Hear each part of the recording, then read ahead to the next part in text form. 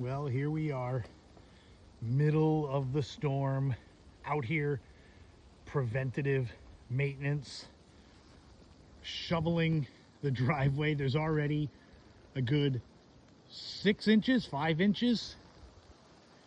It's pretty crazy. We're out here shoveling.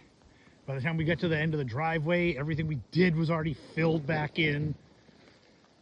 So that's just enough to, if we needed to get out, but everything's closed tomorrow, basically, schools, all kinds of businesses. So, all right, burn some more calories. Hopefully everybody's staying safe wherever you are.